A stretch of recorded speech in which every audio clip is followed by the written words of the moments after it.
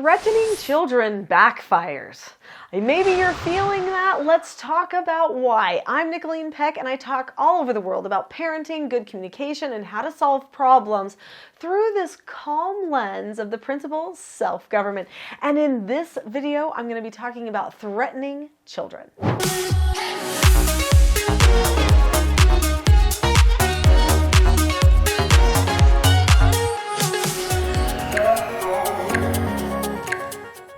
So with the title of this video, you probably already are assuming that threatening children is not a good idea because it backfires. But how does it backfire? What does it do to your relationship and to the child for the short and long term? And what can you do instead? That's what we're going to be talking about today.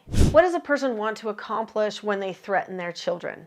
They want the child to feel afraid of them or afraid of some negative consequence down the line. They're hoping that that fear will create a forward movement in the direction they are wanting the child to move. And does threatening work? Yeah. It works sometimes to get a child or a person moving in a direction you want them to go, but it's controlling. It is manipulative. There is an element of dishonesty in it, even if it happens to work that one time or even that 10th time, because maybe the child is too little to know any other way to communicate with you and they just are afraid, so they just keep doing it again and again.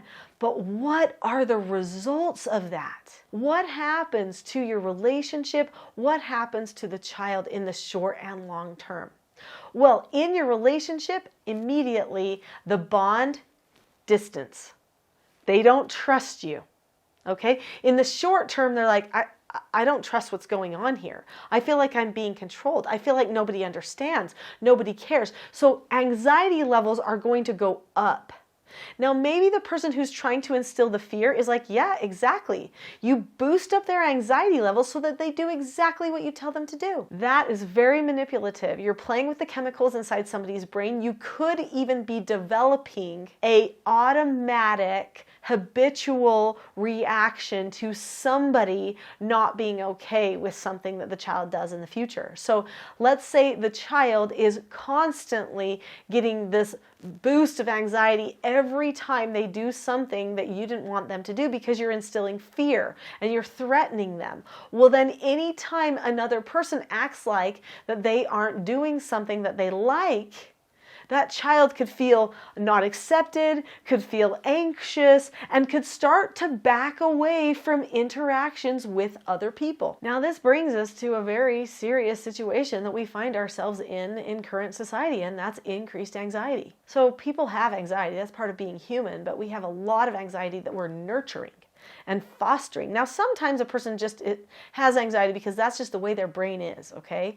And sometimes it might be even a genetic thing that they have that increases anxiety. It could be a processing difference that increases their anxiety. But there's also just anxiety that has been nurtured in their environment because of increased fear or increased anxiety of a person that they're with all the time. If we want to help our children for the long term, not be anxious people, we shouldn't be threatening them all the time with negative things happening to them, because that's just going to increase their anxiety and make them worry. Like, oh, my parents can't find out this or they'll kill me. In fact, that's another thing. Do you know your children, if their anxiety level goes up or if you threaten them on a regular basis, they will talk to you less and lie to you more? That's not what we want, right? As parents, we don't want our children to hold things from us because they don't want to be afraid of what our response might be.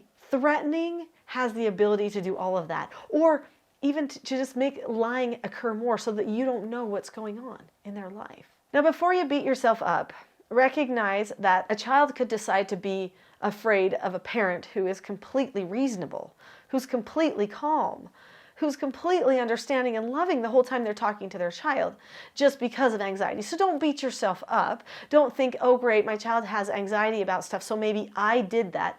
Maybe you did, but you can change things now, and you can say, hey, I think that we've been going about this wrong, so let's make a shift. Let's talk about what that shift could be. I want to spend the most of our time talking about what to do instead, because Threatening definitely is not what you want to be doing. Not only could your child experience all the things that I've been talking about already, but also they could decide that the only way to handle the threat is to push back at it and power struggle with you more. You could end up having arguments because of the threats, because it seems too aggressive and militant.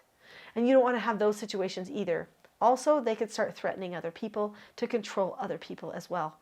The list of why it's not good and how it backfires could go on and on, but let's spend the rest of our time talking about what to do instead. Okay, let's talk about what to do instead, but before we do that, is this interesting to you? There's more where this came from. If you click subscribe, you'll get to see more of where this came from, because this channel has a ton of content that will help you have good relationships and good communication. So click subscribe now. Well, threats are an attempt to be dishonest and controlling, right?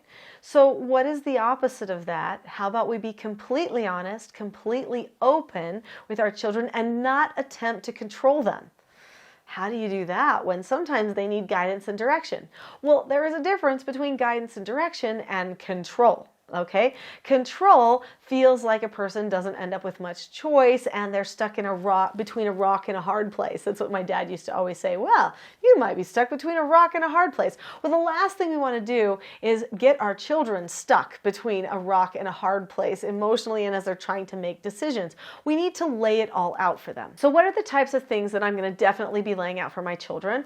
Well, I'm going to be pre-teaching them about how to communicate best with me. So if they have a different point of view than me, then I'm going to teach them a skill called disagreeing appropriately. If they have a hard time accepting when I give them a no answer, I'm going to teach them a skill called accepting no answers and criticism. If they need to earn a negative consequence or a positive consequence that I think they might not like, then they need to learn the skill accepting consequences. If they seem to have the hardest time with follow through on instructions I give them, then I'm going to be teaching them the skill following instructions. Those skills are the 4 basic skills of self-government. When a person learns those 4 basic skills, that takes care of 99% of all of their behavioral problems. And I teach those 4 basic skills and how to correct the skills and set up the environment where they can succeed on my website, teachingselfgovernment.com, in my course, which is called the TSG Parenting Course. But I also teach them in my 4 children's books. These 4 children's books each teach one of the 4 basic skills. This red one teaches following instructions. The green one teaches accepting no answers and criticism. The blue one teaches accepting consequences. And this purple one teaches disagreeing appropriately. Each one of these skills has a skill set attached to it. So what that means is that a person has steps that they follow to actually accomplish that skill. So let's say I want my child to do their chore. No need to threaten them about something I'll take away or something that will happen to them when I tell them to do their chore. Instead, I just tell them it's an instruction. I pre-teach them and say, I'm going to give you an instruction. Remember, to follow an instruction, you do these 5 things. You look at the person, keep a calm face, voice, and body, say okay, or ask to disagree appropriately, because I'm always happy to hear what you have to say. Then you do the task immediately and then check back. So when you choose to disagree appropriately or to follow the instruction, then you will end up being happier because you will be choosing to be understood and understand other people around you. But if you choose not to follow instructions or disagree appropriately, and instead you choose to whine or have an attitude problem, not have a calm face, voice, and body in some way, then we'll have to take some time and talk about it and do a correction on that as well. Here's your instruction. I need you to go do your chore, okay? So then they should be able to look at you, keep a calm face, voice, and body, and say, okay, or ask to disagree appropriately, and then go do that chore and come back and say, Mom, I did my chore. Is there anything else? And at that point, I get the opportunity to praise them. That's how a really healthy interaction should go with children, especially if they know the skills. And if they know, if I don't do the skills, this is the skill that Mom is going to use to correct me as well. So there are 5 different teaching styles. That one teaching style that I just showed you was pre-teaching. So pre-teaching is where you explain ahead of time what will happen. But do you see that that pre-teaching is totally different Then threatening. When you threaten someone, you say, listen, you need to get your chore done or you are not playing for the rest of the day. That's saying, what matters to you? I'm going to push on that button a little bit just to make you wiggle, just to make you feel a little bit of this emotional response. That's when you know you're threatening. But if you're just teaching the person what's coming and laying out the cause and effect for them, you can still tell them things that will happen, but it won't be done in a way where you're trying to push buttons on them. Instead, what you're doing is you're just reminding them of the teaching that you have already presented them prior to that interaction. So I've taught my children all of the 4 basic skills long before I ever do a correction about them not using the 4 basic skills, or long before I ever pre-teach them that it's time to use the skills.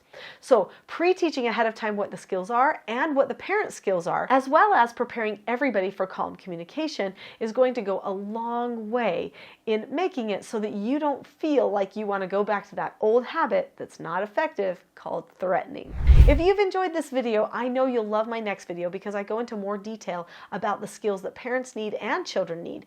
That video is a full class and it is called The Not So Known Secret to Parenting Success. So click on a link to that class right now.